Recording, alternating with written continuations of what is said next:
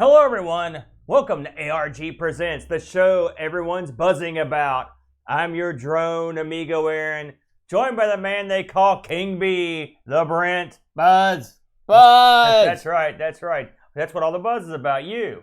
So, if you joined us last week, we spun the wheel, we made the deal. And this week, Brent, we'll be playing games on the Microbee line of computers. I am not the Microbee king. No, well, listen, I'm not one to judge, pal. None of my business, right? So, Brent, we put the Microbee on the wheel quite a while ago, but I didn't know anything about it, and it was a large learning curve this week, the old Microbee, wouldn't you say? Yeah, it was a fun one, though. Yeah, it was interesting. As usual, we've done this a few times when we sort of arbitrarily put a piece on the board. We put a piece on the board that sort of represents several different layers or platforms of computers. Absolutely. That's very true. And so what I thought we'd do here is, before we get into some of the games, is we were going to go over what this thing is. Because if you're outside of Australia and Sweden, you probably don't know what the Microbee is. I think first thing we should do is say what it's not. It is not a live stinging bee. No, it is not honey-based. It's none of these things. It's All right. It's not. It doesn't require you to spell.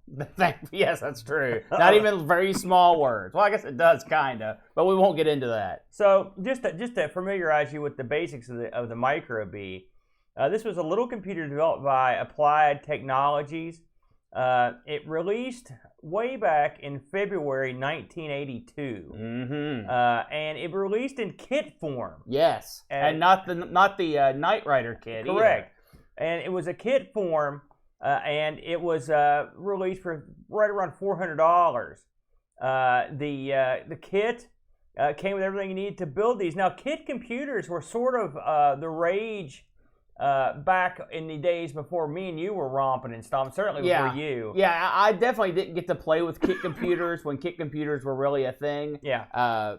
And I'm kind of okay with that, but then again, I kind of wish I would have done it because I probably would have learned quite a bit. I like the idea of a kit machine. Yeah. Because I know when I was in electronics school, we had us build stuff out of kits, including I built a multimeter out of a kit. It was fun. And the idea of building a computer out of a kit is interesting. In fact, if you're watching our video now, I went to Microbee, still has an official site up, and until recently, they were selling these kits again. Yeah, starting in 2012. Yeah, they started reselling them. Now, as far as I know, right now, they still have stuff going on, but I don't believe they're still selling the kits. So, well, the kits are kind of a funny thing. I don't know how much you have on it in your paperwork, but not much. In 2012, the Microbee founder, I want to say founder, but that might not be right, found a warehouse of 120 shells. Yeah. And he said, you know what? I'm going to see if there's any interest out there. And he made a new Microbee board with some upgrades that allowed it to run off of SSD. It actually had 2 processors in it, so it could run old Microbee stuff, but it could also run Linux. And wow. He kind of stuck that out there and said, I've got 120 of these shells. I wonder how they're going to sell. Boom, instantly gone. All of them. Yeah. So he said he took that as a sign. And now some people were like, why am I paying $400 for this computer when I can go and get, a laptop, full functioning laptop? That's not the point. If that's what you're asking, this isn't for you. This is sort of like the Spectrum Next crowd or some of the like the AMIGA. Absolutely. And it from there it evolved and bloomed, and he took that nectar from that beginning flower and said, I'm going to make this bigger and larger, and he did, and had some of the later model Microbee cases remolded and put together kit computers without the Linux stuff, and had a few variations and sold them out to the public. So pretty interesting stuff. Good stuff. Good job, eh? So let's get into this a little bit. And I will say this, to me, this is sort of like Australia's answer to the Z80, the Spectrum. It is most often compared to the BBC Micro. Right. Well, I can understand that as well. Yeah, due to the educational side of it. Yes. So just the original one that came out, of course, had in fact, they all had a Z80 running at various clock speeds. They all had different, and there were different memories. I believe the earliest ones were somewhere in the 16K area. I believe 8. Was it 8 the earliest I believe one? 8, yeah. So, or they had a cutback model that had 8. I don't think it was actually released early. I think it was actually went back and had it. The original Microbee was designed in Australia by a team including two fellows named Owen Hill and Matthew Starr, and we'll hear quite a bit from Owen Hill because I found some stuff that he'd written on the web. After a successful bid for the New South Wales Department of Education computer tender, the computer was repackaged and sold pre-built. So this is why they left the kit area and went into the land of pre-made computers. So let's talk about this thing. So again, this was the first commercially marketed Australian PC, the very first one. Again, it was released as a kit. Now get this, the kit was assembled in Australia and notably in Sweden. Apparently this had some success in Sweden. Hey, you never know where your computers are going to land. It was housed in a stylish two-tone injection molded case. It's very nice, yes. It does. It looks real nice, doesn't it? And the keyboard on this thing is not like a crap keyboard. No. Like this looks like an actual factual keyboard on this thing. They said that this thing was in the same vein as the Radio Shack TRX-80, that handheld computer. I saw it compared by that a couple times by a couple different people. So I don't know if you remember that thing. That thing's really old. It came out in the 70s. You know, so it was super duper old. Now, one thing about the Microbee that was interesting in the original models, and along with the line from what I could tell, inside of the ROM, there were little extensions and a little other components you could put in there. And some of the stuff they would have in there was a word processor, and they had a little spreadsheet or a database, stuff like that, or like a BASIC, would be, or something like that in there. This was widely used in Swedish schools, so the kids must have caught on because you had a lot of the Swedes use it. So it's weird. If we have any Swedish listeners, I'd be interested to know if this is something any of you guys used over in school, or Australia for that matter. But I think it's kind of neat. So the motherboard, I get this. I thought this was really nutty. The motherboard was powered by the Latrobe talking communicator, which was developed at Latrobe University in 1983. This is the fully assembled motherboard version. And the Latrobe, this was the first microcomputer-based electronic communicator for the disabled speechless. Very interesting. Yeah.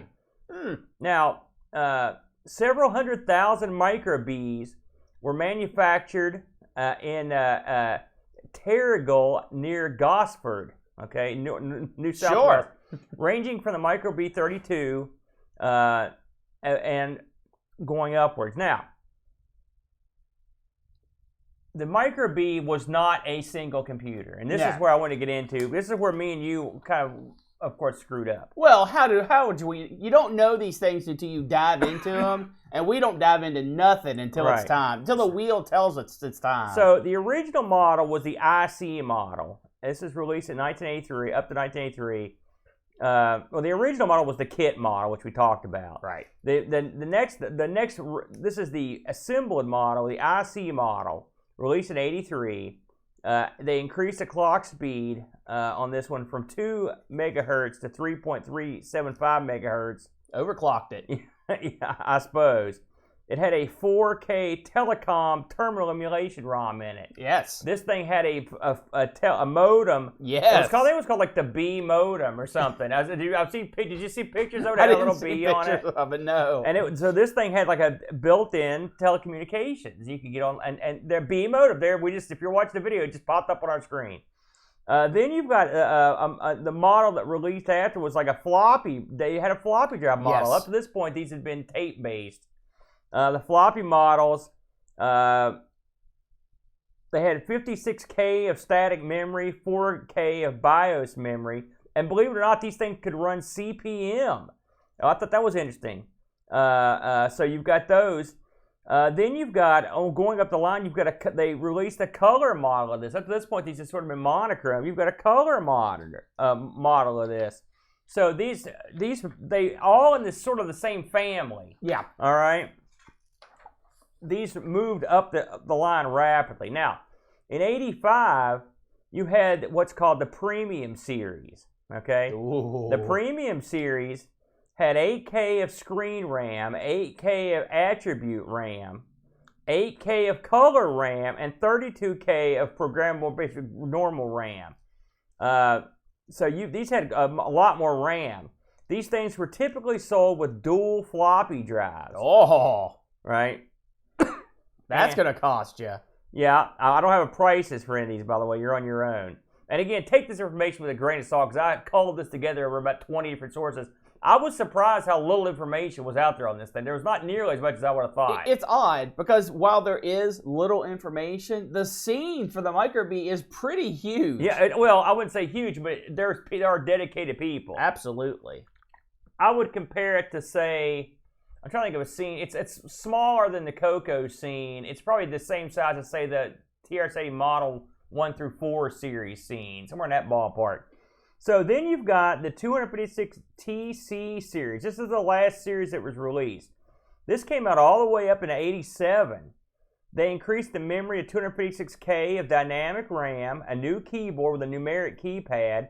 It had a built-in 3.5-inch floppy drive in it as well. It also included a video text terminal program, a Simply Write, which is a word processor, and Telecom, which is a serial terminal program. Now, just to backtrack on some of this, every one of these I saw had a built-in stuff.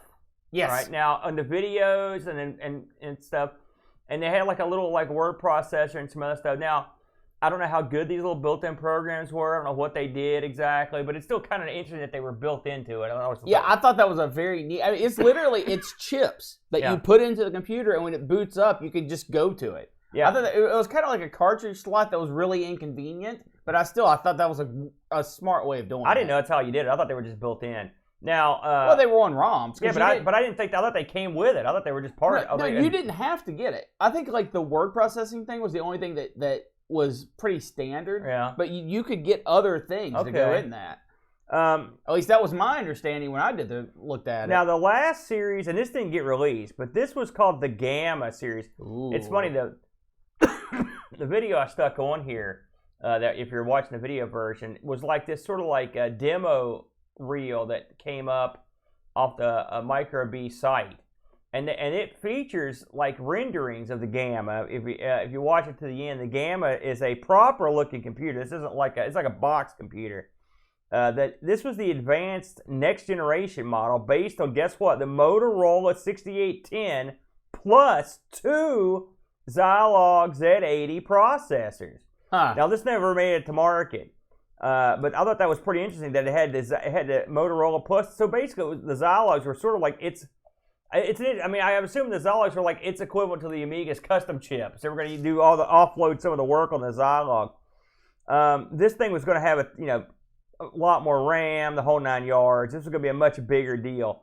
Unfortunately, they didn't get that far. So let's take a brief look at some of the games. Now it's funny. Wiki mentions a bunch of. It says, "Hey, here's some games for the Wonder Swan." Listen to me. That's the Wonder Swan's the natural enemy of the Microbee. Everybody knows that.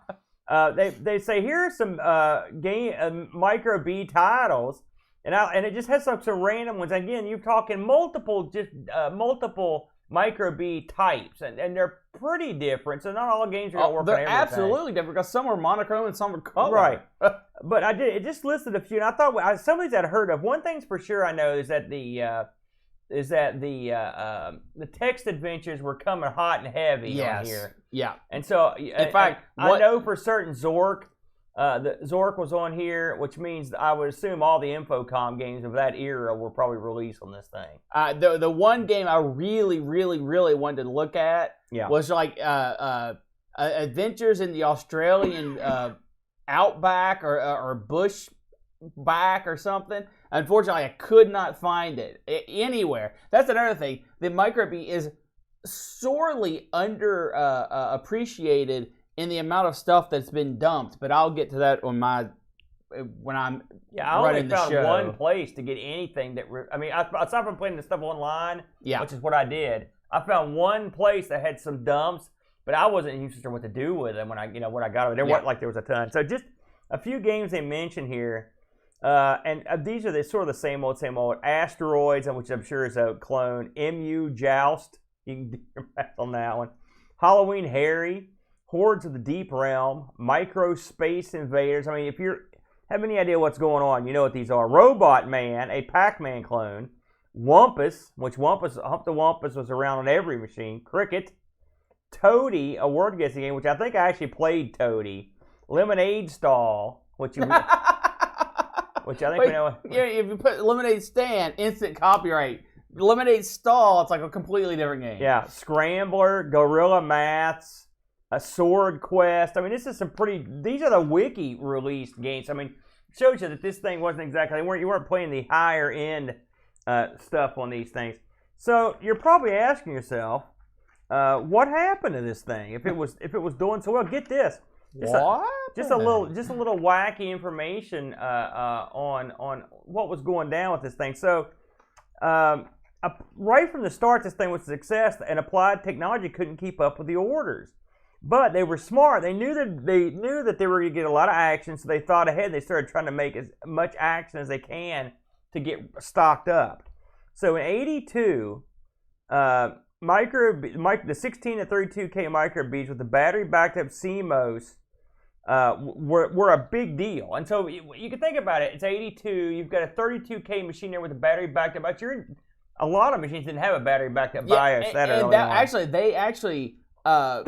The battery backup thing was more than just, I'm going to keep your system clock going. Like if you were typing a program and you lost power and you get everything restored and you plug back in, as long as your battery held up, everything's still going to be there. Wow, no kidding. I didn't know that. Yeah. So within 12 months of '82, 8,000 machines were produced. Woo! And 2,000 were on back order. Okay, so that means you're rocking and rolling. So this isn't like the Halcyon where there may be one or two. There are tons of these things. Yeah. They opened a modern assembly factory in '83. In '83, the 16K Microbee was on the shelves for $449. The 32K was on the shelves for $549. That's without a monitor, and the monitor sold for $300. A single-sided floppy drive for the B was $800. But I mean, that's not unusual. I mean, yeah, that's prices for the time. Something I want to mention too. There's one other thing we didn't mention. This is sort of neat. You could take a bunch of Microbees and form a Microbee Star network. Oh, that should have caught out a high. Right? Which is a networked cluster of Microbees functioning as workstations with like a system overlord computer that had a floppy drive. A queen, yeah. That's pretty awesome. That is. I thought that was real. I thought that was kind of really neat. So what killed these guys? Well, what happened was Apple II kind of nosed them out of the schools. That happened in a lot of places. Yes, it did. And Apple II was very good at getting their Apple, but the Apple II in particular was good. They were good at getting that thing into houses or into schools. Secondly, in Australia, the IBM PC got released in '83, and it was better. We know that. Another thing is the Microbee, they didn't upgrade it very quickly, and so it fell behind. This sounds like pretty familiar territory. I have a little story about that. Go ahead. I know that when these things were hot and heavy, and they were especially in schools, people were building things to like stick in them, right? Yeah. And one of the examples I heard of was the Microbee had zero sound, beep. That was it. And some people cobbled together parts and stuck it in there so it gave it 3 voices, right? And then Microbee people were like, yeah, you know what? We're going to buy this from you, and we're going to start making it ourselves, and we're going to start putting it in our computers. And that's how they tried to do that a lot. Instead of being like, no, don't touch our computer, they really went out there and saw what people were doing, and if it was good and if it was useful, they incorporated it into the Microbee. Great way of doing business. Yeah. Ultimately, of course, with the competition there being caught up, what finally sealed the deal was and I mentioned this earlier, was their Gamma project they were working on. They were trying to bypass the PC and go to that 68,000 area. It's a tough road. It was beyond their financial capabilities. Yeah.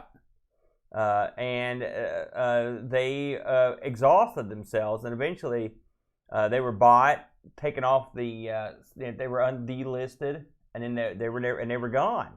So that's the way she goes sometimes.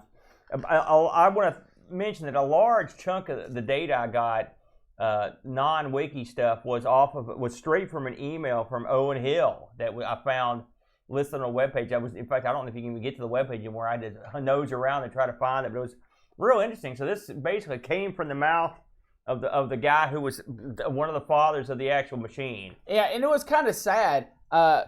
I found a lot when I was researching this that you would click on a link to watch an interview or hear an interview on podcast form or go to a webpage and it'd just be gone. Or play a game. Yeah, I mean, it was a lot of that. And it's odd because, sure, we've had that happen with other systems, what we've researched. Yeah. But this, it seemed like every single thing we clicked, it was just like, nope, it's gone, it's gone, it's gone. And I think part of it might be just because it's in Australia and maybe it's just not connected to the places we normally. No, I don't think that's it at all. I think that the Microbee is getting lost to time. I really think so. Maybe get it. So, instead of going after two games on this one, because the games on this are pretty simplistic, we stuck with the monochrome system first of all. Right, we stuck with the basic Bs. And then I basically let Brent Brent actually, I didn't let him. He found a good way to play these online, and threw it with a group of these from the same gentleman. So we just picked these 5 games and thought we'd have a look at them. Now, these are quick games they're not super complicated, but they give you an idea of what the thing was capable of. And I saw videos of other games later on. I mean, this thing came into the realm where it was able to play some of the Tandy, or from some of the TRS-80 Model 1 games. Yeah. Later down the road, when you get into CPM and whatnot, they were able to play some of these other games. But these are some of the early on games. So there's no video for these. We just put some. If you're watching this, we're just going to put some screens up and we'll talk about them. So let's go ahead. And really, before we even start talking about the games, all right, I want to talk about the man behind the games. And that man is Brad Robinson. All right. From what I gathered, this dude, first of all, is a bit of a marvel. All of these games that we're going to be taking a look at, he programmed as a teenager, which that's not unheard of on the show. What is kind of unheard of, though, is he still works with the Microbee a little bit to this day. And he does that by making complete Microbee systems like on chips. And he even branched out. He does stuff for the TRS-80. So TRS-80 fans, look this guy up. It seems like he is very approachable too to talk about stuff that's going on. He runs a company called Top 10 Software that is still doing stuff, still researching. It looks like their big claim to fame is some music software. But they also have a TRS-80 emulator, hardware emulator. They've got the Microbee on a hardware emulator and a software emulator. They have different programs. His music program is called Cannibal, but he also does Windows programs. Like something I'm going to check out now that I found it is a program called Snapshot that allows you to highlight a section of screen, and it will keep that section of screen on top at all times. And you can have multiples of those open. Man, when I'm doing some comparisons and some stuff, that would be really useful. I haven't got a chance to look at it yet, but I certainly am going to. Very good. Like I said, Brad is actually a bit of a well-known in the industry. He has done a few podcasts, so you can listen to those out there. But what he did back in the day was release 5 games for the Microbee. And those were Hopper, Lazer Blazer, Depth Charge, Space Lanes, and RoboFire. And as we go through these, I'll tell you a little bit what I found about them. So what are we going to start with, Aaron? Okay, what do you got? We're going to just go right for Space Lanes. Now, Space Lanes. And since Brent's more in the know on these, so I'll just give you my early guess on this game. You are basically a long. I'm trying to think what I can equate this to. It's like reverse aardvark in a way. You're coming from the bottom. You're a long straight line, and you're trying to harpoon these bad guys up in space, but you don't want your line to get ran into. That's the best I can understand it. You want to care to elaborate? You're sort of right. Space Lanes, you play as a giant laser beams. Right. And there are two types of ships flying back and forth. Ships you want to allow through that kind of look like alien spacecraft, and ships you don't want to let through. Okay. And those are more like jet fighter type things. And what you do is you can move your laser beam left and right, and you can move your laser beam up and down. And it's a continuous laser beam. It's a continuous line all the time. It's not like you're shooting it. It's just a laser beam as high as you take it or as low as you take it. So you have to kind of hover about the middle of the screen, and then planes will come from the left or the right at varying heights. You want to try to get your laser beam in front of the airplane-looking ones and let the space alien ones through. Now, what did you think about this one, Aaron? Only partially understanding it, I didn't like it. I did not understand it. Now, I will say it's my own fault because I think every one of these games had instructions, as I recall. Did they have instructions built into them? Not really. I mean, not all of them. I played like about 1,000 Microbee games, and I remember some had instructions. I will say before we get too deep in this, this was not originally what we were actually going to pick two games, and it was a rough call. It was a rough haul, and a lot of these games that we tried were text games. A lot of these games were games on the very most basic levels of gaming. So this was actually published through Applied Technology. Yeah, all these were. No, they weren't. Oh, No. That's very, very important. Space Lanes was actually published through Applied Technology, and Brad got royalty off everything that was sold. Mm-hmm. So this was not just some back of the catalog type thing. This was, contracted out, and as much contracted out as you can to a teenager. They said, write the game. He wrote the game. He gave it to him. They sold it. He got profit off of what was sold. Bim, bam. Now, I want to talk a little bit about Space Lanes. All right. First of all, stupid. That's who has the high score on Space Lanes when you very first start out. Stupid. So, I thought that was very unique. Go Team Stupid. Here's the biggest problem with Space Lanes. Now, okay, let me step back for a second. None of these are Super Mario Brothers 3, okay? That doesn't exist on the Microbee that I saw. So you have to really step back and understand what you're looking at. These were educational computers that someone wrote a game for. Right. So you have to curb your expectations quite a bit starting right there. So Space Lanes, it suffers from repetitiveness, and it suffers from a bit of unpredictability.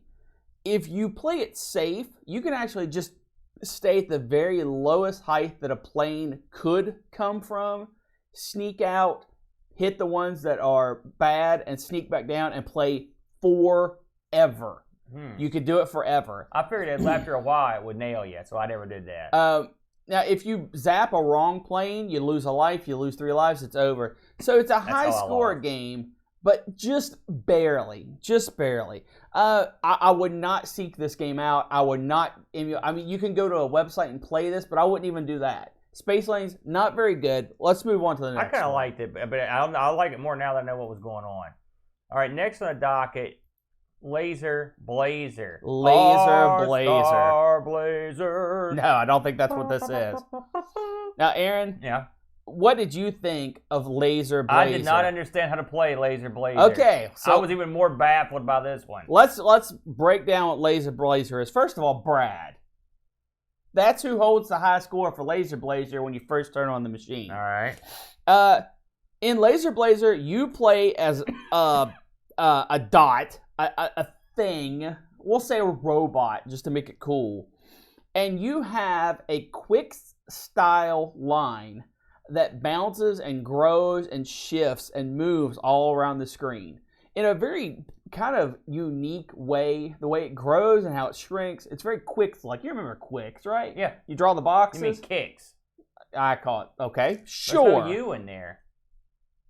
Well, I'm saying if it was Quicks, that'd be QUIA. But see, it puts you in the game. Anyway, so you are a dot, and instead of drawing boxes, you try to collect packages, and you have to just go over top of the package, and you collect it, and you have to avoid the laser beam, as it were, since it's Lazer Blazer, to accomplish your goal. This was also sold through Applied Technology, so this was published by first party. Now, you said you didn't understand Lazer Blazer. I had no idea what to do. Again, high score game. Try to collect the packages. This sort of suffers from the same thing that the other game suffered from, but in a different way. If you stay on the perimeter, you are far less likely to die from the laser beam, because the laser beam grows and bounces off the side, right? Now, but unlike the other game, there is no safe spot. You will eventually get hit by the laser if you just stay still. This game is actually too hard. I got killed like right away. Yeah. Every time I tried to play this, I got murdered. This game is really hard. It's not hard to collect packages. They seem to stay on the outside of the screen, the perimeter of the screen, to make it a little bit fair. But the laser moves 10 times faster than you do, and it makes it very difficult. You have to predict, 4 or 5 moves in advance, which is literally, it's going to bounce like this, so I need to move to the left type of thinking, which was a little much for a game like this, but I appreciate this one more than the other one. I give this the big thumbs down. This is one that you can emulate online, just through a web page. This one, I would at least, if you're in the area, load it up. You're not going to play it for hours. You're going to play it for 2 or 3 minutes, see what it is, and be done with it. But I kind of enjoyed this one. This one, I didn't get to play at all. Hopper. Hopper is another game that was sold and published through AUSBUG. So Australia Bug. Bug. It's Frogger. And you know what? You're 0.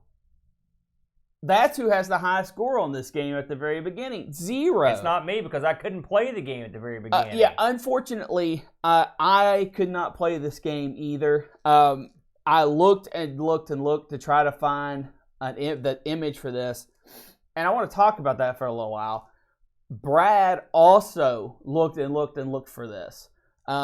He saw someone playing it at a computer show and was like, that's my game, because they had a Microbee set up and games you could play, and he had lost it. He had no copy of it, and there are posts on different forums, Microbee forums, of him asking if someone has a copy of this game, please let him know. He'd like a copy of it. He'd like to get a dump of it. He was pretty proud of this game. It is a Frogger clone, and unfortunately, like I said, I was unable to find it. I hope, Brad, if you're out there, that you have found a copy of this, especially since you saw it at a computer show being played, and hopefully those people were able to get you a copy of it, or at least the audio file. Yeah. Something else that Brad has done, since we're talking about audio files, he has a program that he has written that is designed to save old Microbee and TRS-80 audio files. Because, those things get pretty rough. Yeah. And he has a software you mean like application. Record off the tape? Yeah, that cleans it up for archiving. Oh, yeah, so good for him on that. Yeah, this one. So, I'd say I looked all over for this because I didn't know that story. I just thought I just couldn't find it. And so when I told Brent, I was like, listen, I can't find this. He's like, yeah, don't worry. Yeah, there you go. So it looks pretty decent, but it's Frogger. That one's hard to botch, so hopefully it's okay. All right, next on the docket. RoboFire. It ain't fire, brother. It's RoboFire. And let me tell you something. Stupid is back in the high score table again. That guy's a genius. Yeah. RoboFire, Aaron, did you have any thoughts on this before I get into it? Yeah. It ain't Berserk. I'll tell you that right now. It's Berwurst. Oh, no. I think you're being incredibly too hard. It's hard. RoboFire has an interesting story. Oh, it better be real interesting. First of all, this is Brad's favorite game. Okay. This is what he thinks he did the best on. This is a Berserk-style game, but the gimmick is you can only shoot vertically, and the robots can only shoot horizontally. I tried every control on the keyboard. I was like, what am I doing wrong? The controls are Q and A. I know comma that. and period. That's and why space. I was like, sure, you could fire it more than this direction. No. So this is the first multi-level game that Brad has. Yeah. And like I said, he thought it was his best. So when you were really hyped up on your own stuff, what do? You've had a couple games published. You're living the high life, Aaron. What do? That's right, you self-publish.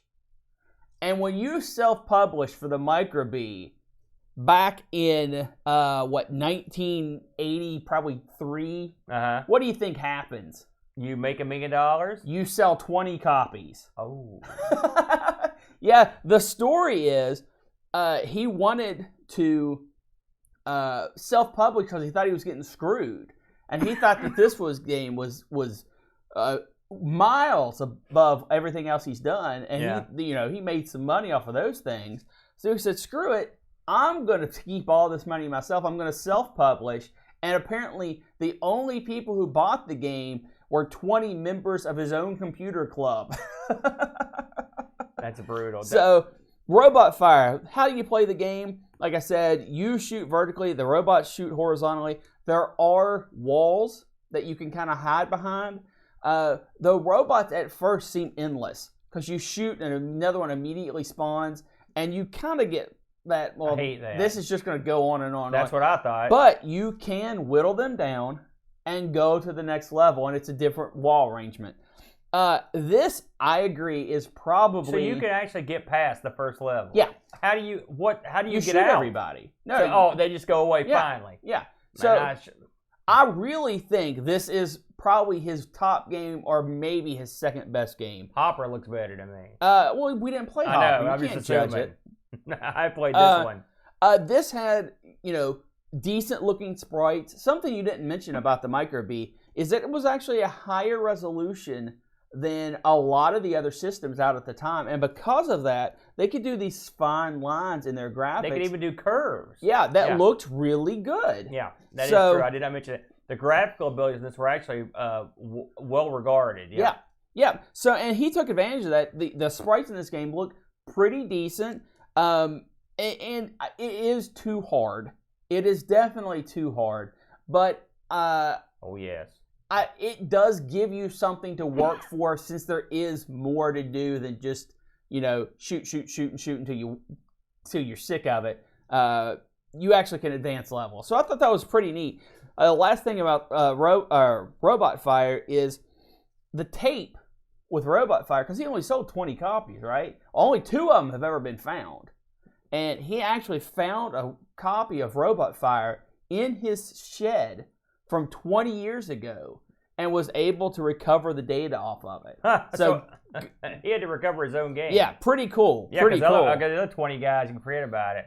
So lastly on the docket here, Brent, as we say goodbye to RoboFire. Now, RoboFire, like I said, it was probably of these that was the most playable, I thought. Last but not least, Depth Charge. Stupid.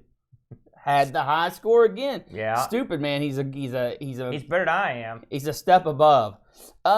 This is your standard ship at the top, bomb subs, into the water. You can move left and right. You can depth charge left and right.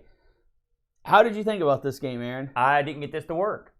Really? No, it would not work. It would not load for me. Well, you're in luck. I played it. Good. I got it to work, no problem.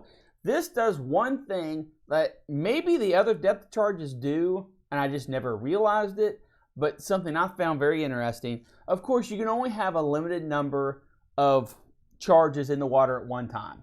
The limit's 4. And you hit the subs going underneath you, you get points. If you miss and one of your depth charges goes all the way to the bottom of the screen, you lose points. So it makes you want to be accurate. Again, this was published from Applied Technology. This was before his self-published day. This was by far the most playable game. It wasn't the most unique, because, I mean, this game's been done to death a million times. I was going to say. But it was something, it had good graphics. It was very playable. It had more high score potential than normal because of the missing the shots. It's not just about who can, last the longest. You have to also be accurate. I would say this is probably my favorite game of Brad's that we played for the Microbee. But just because it is the most playable. Go to, what is the name of that website? I believe it is nanowasp.org. Yes. Fire it up right now, and you can play these games. You can play every game that we just mentioned except for Hopper. That bugs me because mine would say tape. It would give me the tape, the area not found when I tried to load that tape. Yeah, I don't know. Maybe it was a localized thing. The way you load these things is off the web page is real simple, and it actually looks like a little Microbee screen. Yeah. That you play on. So that's exactly where I went to play all my stuff too. So this was your favorite of the bunch. This looked like the best one, but yeah, I would say that this is definitely the most playable. I think the RoboFire is a bit more original, but if you're just going off of playability, it's definitely depth charge. I feel like as we bid adieu to the bee, I don't feel like I was able to give this thing. A lot of you know I've been ill for the past week or so.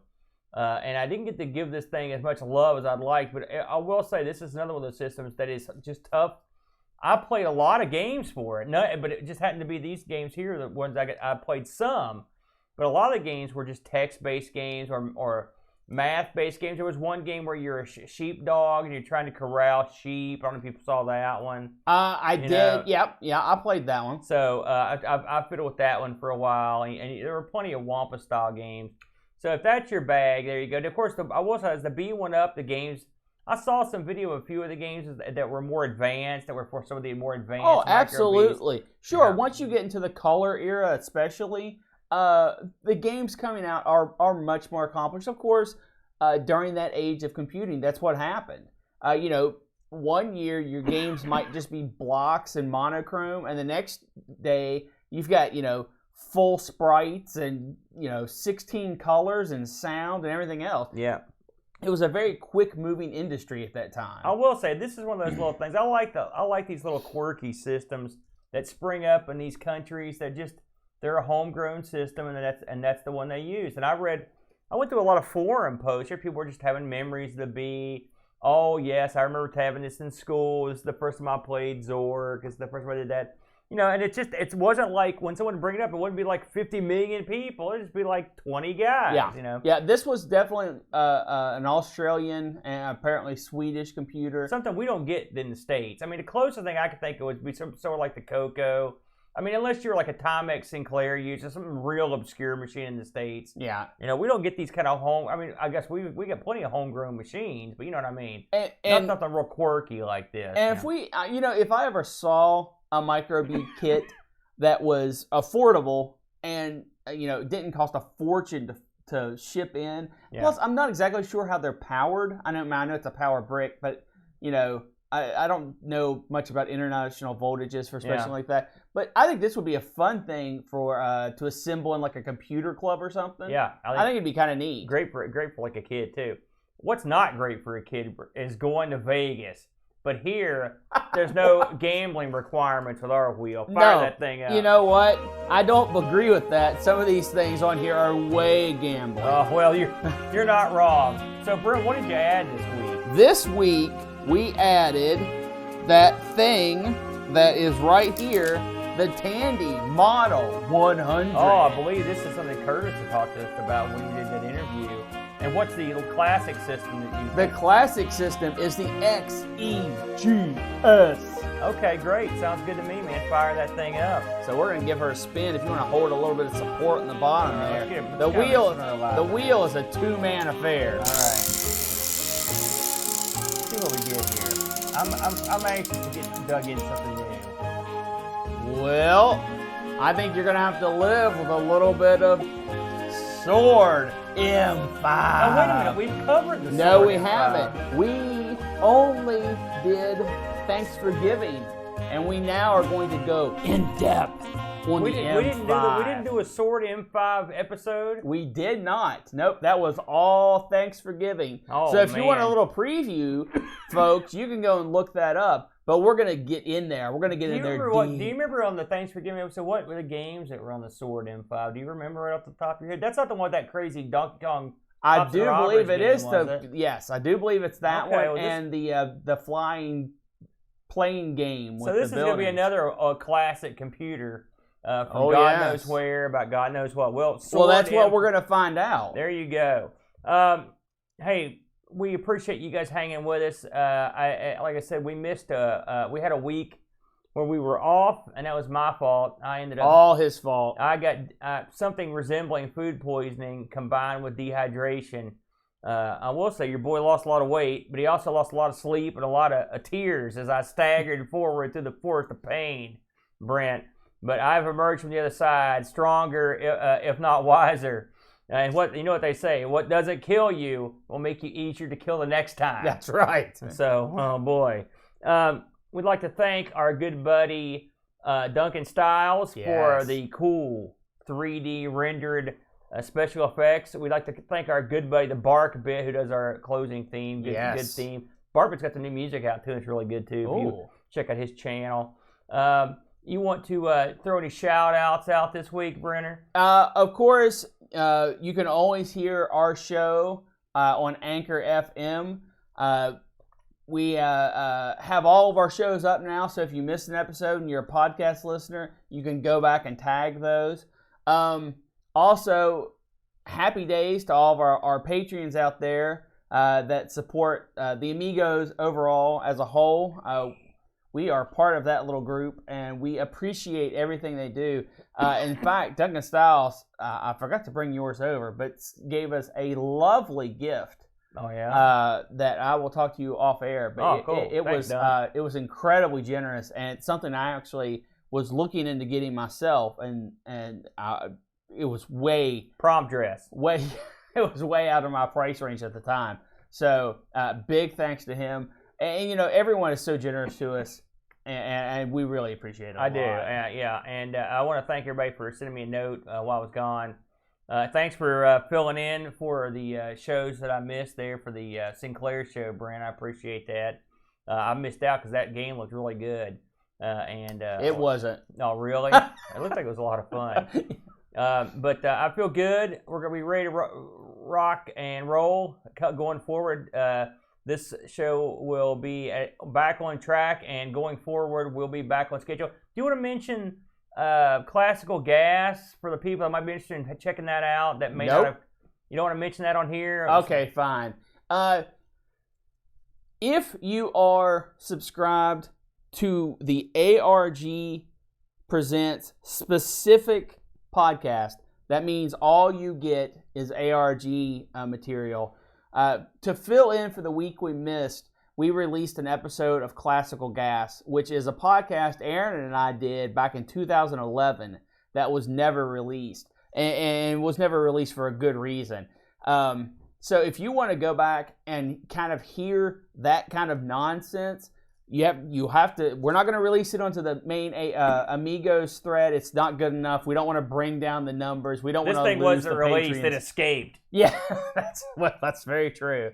But you can look up ARG Presents on Anchor.fm and find our single stream and listen to it there. Yeah. Only way you can ever hear it. It's not going to be released otherwise. We don't want to infect the other podcasts with our nonsense. I actually thought it was. I thought I enjoyed it. I did. Every time you say something dumb or wrong in the past.